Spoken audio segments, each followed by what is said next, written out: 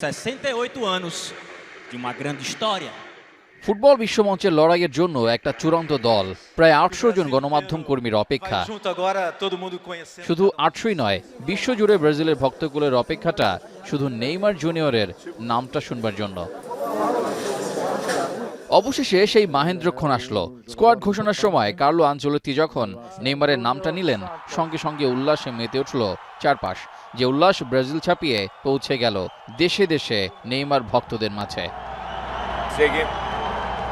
26 জনের স্কোয়াডে চমকের কমতি রাখেননি আনচেলত্তি। প্রত্যাশিত বেশ কিছু নাম জায়গা পায়নি চূড়ান্ত স্কোয়াডে, যার মধ্যে উল্লেখযোগ্য রিয়াল মাদ্রিদের তারকা ফুটবলার রদ্রিগো, চেলসির ফর্মে থাকা জোয়াও পেদ্রো, টটেনহ্যামের রিচার্লিসন জায়গা না পাওয়ায় আলোচনার জায়গা রয়েছে বহু।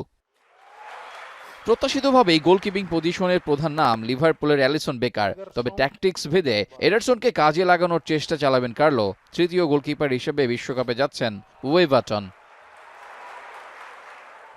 রক্ষণভাগে আছেন মার্কুইনোস, আলেক্সান্দ্রো, দানিলো, মেঘালেস, ব্রেমার, ওয়েসলি ও সৌদি লিগে খেলা ইবানেজ।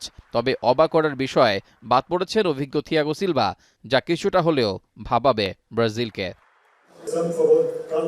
মিডফিল্ডে বেশি অপশন রাখেননি কার্লো, তবে স্বস্তির কথা, দলে আছেন অভিজ্ঞতায় ভরপুর ক্যাজিমিরো। চমক হিসেবে আছেন ফ্যাভিনিও, ব্রুনো গুইমারেজ, লুকাস পাকুয়েতাদের মতো নিয়মিত তারকারা ধার বাড়াবেন এই পজিশনে।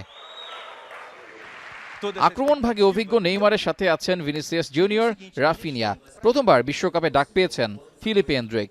এর বাইরে Gabriel Martinelli, Igor Thiago, Matheus Cunha, Luis এনরিকেরা। রিজাউল করিম, এখন।